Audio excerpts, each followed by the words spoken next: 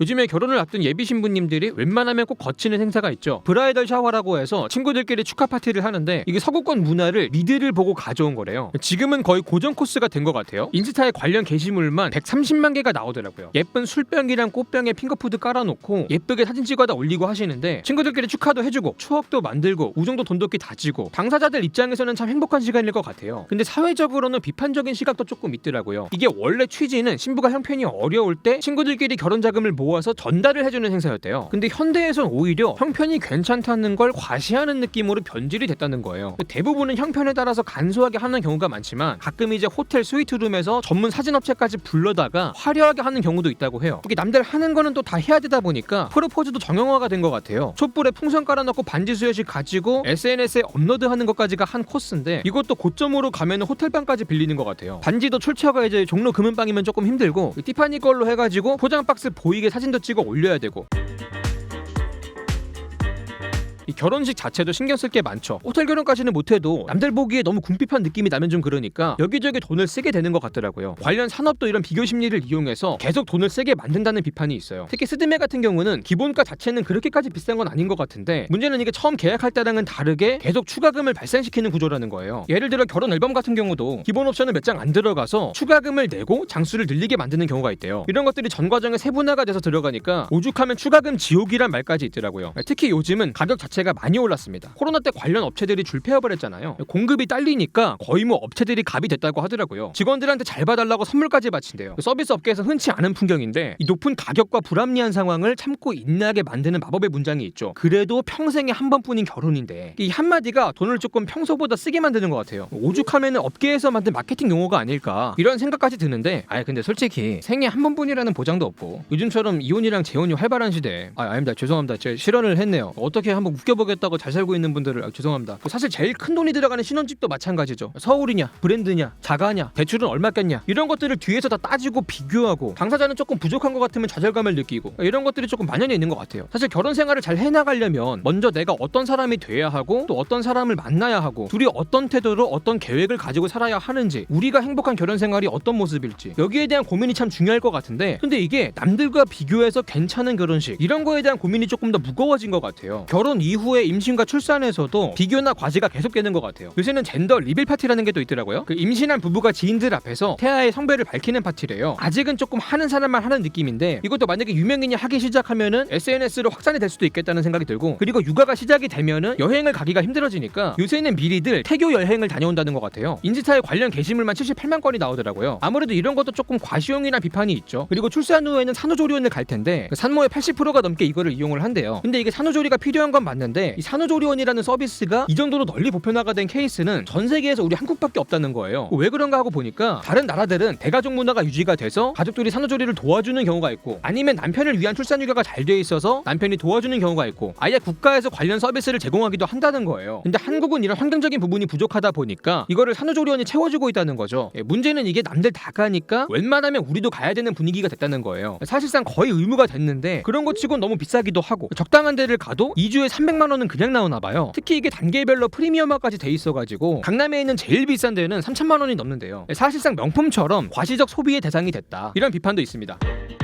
그리고 요즘 출생아 수가 줄면서 유아용품에 대한 수요가 감소하고 있다고 하거든요. 최근에 지마켓 자료를 보니까 반려동물 전용 유모차가 사람용 유모차보다 많이 팔렸대요. 근데 신기한 게 또 유아용품 시장의 규모 자체는 커지고 있거든요. 이게 프리미엄 시장을 위주로 커지고 있다는 분석이 있는데 일반적으로는 그래도 조금 여유가 있는 분들이 결혼도 하고 아이도 낳는 경우가 많다 보니까 구매력이 있는 분들을 위주로 시장에 유입이 되고 프리미엄 시장을 키우고 있다는 거예요. 이렇게 되면은 점점 프리미엄 제품군이 주류가 되는 것이고 이 주류에 편승하고자 하는 심리가 더 커질 수 있고 이것이 과시적인 소비 경향을 더 강화하면서 더 많은 사람들이 여기에 부담을 느끼고 결혼과 출산이라는 과정에서 이탈하게 되는 그런 악순환에 빠지고 있는 것 같아요. 사실 이게 결혼하고 출산하고 육아를 하는 과정은 참 행복한 일이고 축복받아 마땅한 일이죠. 그 순간들을 남기고 공유하는 것 역시 굉장히 자연스러운 일이고 근데 문제는 이게 남들 따라 해야 되는 것들이 점점 많아지고 과시적인 소비가 늘고 있다라는 거예요. 이 모든 것들이 모여서 코스화가 되고 모두가 이 코스를 따라가야 될 것 같고 가능한 비싸게 해야 될 것 같은 사회적인 분위기가 만들어진 것 같다. 이런 비판적인 시선이 있는 것 같아요. 사실 이런 비교와 과시, 줄 세우기 생활비는 자녀에게도 세습이 되죠. 요즘에 여유가 조금 있는 분들은 영어 유치원을 또 보내고 있는데 이 영어 유치원의 작년 평균 월 회비가 120만 원 정도 하더라고요. 근데 이게 돈 있다고 다 들어가는 것도 아니에요. 강남의 인기 영어 유치원 같은 경우는 입학 시험을 통과해야 들어갈 수 있대요. 이거를 4세고시라고 이름까지 붙이던데 이 입학 시험을 준비하는 학원까지 따로 있대요. 영어 유치원은 사람 가려가면 비싸게 받고 있는데 일반적인 유치원은 줄폐업을 하고 있습니다. 여기도 저출산으로 전체 수요는 주는데 프리미엄 시장만 살아남는 것 같아요. 그리고 좋은 학군으로 이사도 많이 가죠. 대표적인 사례가 음마 아파트인데 여기 사는 분들의 70%는 세입자래요. 이 중에 많은 케이스가 자녀 교육 때문에 잠깐 새들어 사는 경우라고 하죠. 이게 사교육의 출발이 영어 유치원이면은 종착지는 의대라는 말이 있어요. 의대 열풍이 예전보다 심해졌거든요. 이공계 최상위권 인재들이 학계나 산업계가 아니라 의대를 선택해가지고 걱정들을 많이 하시더라고요. 이게 한국 최고의 인재들이 하고 싶은 일, 적성에 맞는 일을 선택하기보다는 사회적 경제적 지위를 높이는 선택을 하고 있다. 그만큼 우리 사회가 남들보다 우위에 서는 것에 많은 가치를 부여하고 있지 않은가 이런 생각이 들기도 합니다. 이 아이들은 어릴 때부터 성적으로 경쟁하고 이후로도 학력 경쟁과 취업 경쟁을 겪으면서 비교하고 비교당하는 상황을 조기에 학습을 했고 앞으로도 생애주기 전체에 걸쳐 발생하는 모든 사건을 타인과 비교하는 삶을 살게 될 가능성이 높다. 이런 얘기도 많이 합니다. 전 세계에서 명품을 가장 많이 사는 게 한국인이래요. 1인당 명품 소비액이 전 세계에서 제일 높아요. 미국보다 높아요. 미국이 우리보다 인당 GDP가 2배 이상 높거든요. 한마디로 우리가 경제력에 비해서 명품을 많이 사고 있다는 거죠. 확실히 아직은 졸부티를 조금 못 벗은 것 같긴 해요. 실제로 졸부가 맞으니까. 그리고 코로나 때 신세계 강남점이요. 전 세계에서 매출이 가장 높은 백화점 점포가 됐어요. 이때 코로나 때라 장사가 안 된 백화점이 많은데 이상하게 여기만 건재했다고 하더라고요. 특히 작년에는 매출 3조를 돌파했거든요. 사람들이 단 하나의 백화점 건물 안에서 3조를 썼다는 거죠. 이런 백화점이 전 세계에 몇 개 없대요. 특히 작년이면은 경기 침체가 심할 때잖아요. 코로나고 경기 침체고 나발이고 그냥 계속 잘 되는데 여기가 매출의 50%가 VIP에서 나온대요. 이 사람들은 경기가 안 좋다고 해가지고 뭐 명품 못 사고 그러지 않잖아요. 특히 요즘은 2030의 매출 비중이 또 커졌다고 합니다. 특히 한창 주식이랑 코인 잘 될 때 우리가 불로소득 한번 찍먹게 받고 잠깐이지만 그 단내에 깊이 취했던 적이 있죠. 내가 14급 15급 재벌 정도는 된 것 같다. 그 온몸에 명품 쳐바르고 막 골프 치고 다니던 때가 있죠. 지금이야 상황이 바뀌어가지고 내장이 터지도록 허리띠 졸라 매면서 노동의 가치를 업신여기던 우리가 투잡 쓰리잡 뛰면서 자신의 한계를 막 시험하고 있는데 어쨌든 이런 과시적인 소비를 얘기할 때 베블런이란 경제학자가 많이 언급이 돼요. 과시적 소비라는 개념을 처음 제안한 사람인데 주장 중에 인상 깊었던 내용이 뭐냐면 이 부자들이 과시적 소비를 하는 거를 봤을 때 대중들은 이 부자들을 질투하기도 하지만 한편으로는 동경하는 감정이 생긴다는 거예요. 실제로 연예인들이 명품을 입고 나오면 잘 어울린다, 귀티가 난다, 추켜 세우는 문화가 있죠. 그만큼 따라 입는 문화도 있고 과정에서 부자들의 과시적 소비가 대중들한테까지 전파가 되는데 특히 우리 한국인들은 명품을 과시하는 행위에 대해서 유독 관대하다. 이런 설문조사 결과가 있더라고요. 그래서 우리가 명품을 입는 거를 또 동경을 하고 명품 소비도 많이 하고 있는 게 아닌가 이런 해석이 또 가능할 것 같은데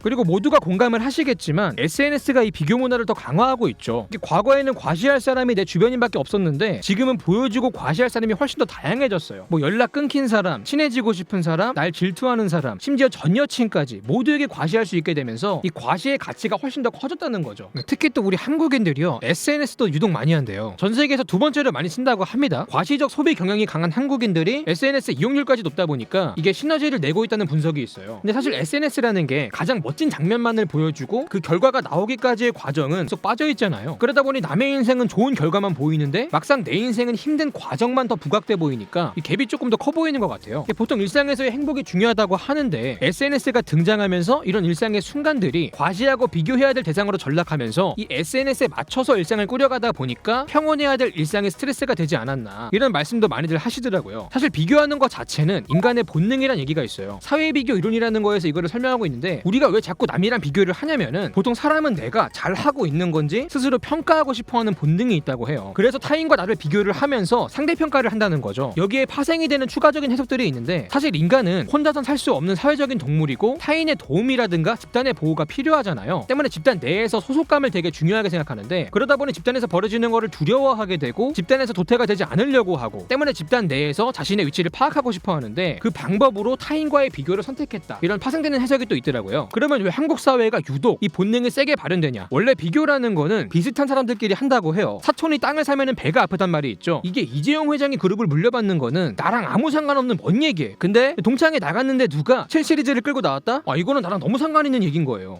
그냥 넘어갈 수가 없어요. 보다시피 같은 집단 안에서 비교를 많이 한다는 거죠. 근데 우리 한국은 이런 같은 집단의 규모가 굉장히 크다는 겁니다. 나라가 가난할 때 효율성을 중심으로 인적 자원을 개발을 했고 그 결과 단기에 고도 성장을 하게 됐지만 그 대가로 다양성을 희생하게 되면서 많은 분들이 비슷한 삶을 살게 됐다는 거예요. 똑같이 의무교육 받고 성적 맞춰 대학 가고 스펙 안에서 적당히 취업하고 대출 나오는 만큼 집 사고 결혼하고 애 낳고 대학 보내고 시집장가 보내고 대부분이 이런 정답을 따르면서 살고 있고 그 안에서 달성률 경쟁만 하고 있다는 거예요. 그만큼 비교하고 우열을 가리고 줄을 세우기도 쉽다는 거죠. 특히 이게 달성률이 낮은 분들은 자기 위치를 너무 쉽게 확인할 수 있고 그만큼 도태감을 느끼는 것도 쉬운 구조가 됐어요. 특히 SNS를 키면은 나랑 같은 경주로 위에 있는 사람들이 나보다 앞서가는 게 너무 잘 보인다는 거죠. 근데 심지어는 이 자랑하는 내용도 거의 비슷해요. 잘 차려진 밥상 찍어다가 올리고 거울 앞에 서가지고 오운한 합창 3번 하고 미술관 그림 앞에 서가지고 뭔가 알 것도 같다는 느낌의 포즈를 취해주고 호텔 수영장 앞에 누워가지고 페디큐어 보이게 발가락 사진 찍어 올리고 그 외제차 차키 찍어서 올리고 올리는 게 거의 다 비슷한 거예요. 이 공장에서 찍어내듯이 똑같은 행복의 단면을 연출하려고 노력하고 행복한 순간들을 보여주기 좋은 형태로 가공을 하고 전체적으로 타인의 행복을 복제하기 바쁜 것 같습니다. 그리고 이런 비슷한 삶을 사는 분들이 다수가 되고 주류가 되다 보니까 그 외 비주류의 숫자가 너무 작고 그만큼 목소리에도 힘이 없고 차별과 멸시를 받기도 쉬운 구조라는 거예요. 특히 소속감이 중요한 인간한테 도태가 되고 배척당하는 일은 너무 두려운 일이다 보니까 주류에서 나와서 다양성을 추구한다는 게 쉽지 않다는 거죠. 그만큼 나의 개성에 맞지 않는 삶을 사는 분들이 많고 이게 행복감을 줄이고 있다는 분석이 있습니다. 실제로 한국인은 삶의 만족도가 거의 꼴찌죠. 사실 이 비교라는 것도 적당히 하면은 자기 객관화의 지표가 될 수 있고 동기부여가 되는 긍정적인 측면이 많은데 문제는 지금처럼 나보다 잘 사는 사람들을 너무 쉽게 관찰할 수 있고 그게 너무 많은 것처럼 느껴지는 환경에서는 이 비교가 독이 되는 경우가 더 많은 것 같더라고요. 참 진부한 얘기지만 비교라는 건 끝이 없잖아요. 이재용 회장도 위로 몇백 명이나 있어요. 내가 아무리 노력을 해도 내 위에는 항상 누군가가 있습니다. 근데 그때마다 계속해서 뭔가를 더 얻어내야 되고 그거를 얻기 위해서 하고 싶지 않은 일들을 반복해야 되고 이런 것들이 한국 사회에 좌절감을 안겨주지 않았나 뭐 이런 생각이 듭니다. 자, 오늘 영상 여기까지고요. 지금까지 지식한 입의 한 입만이었습니다.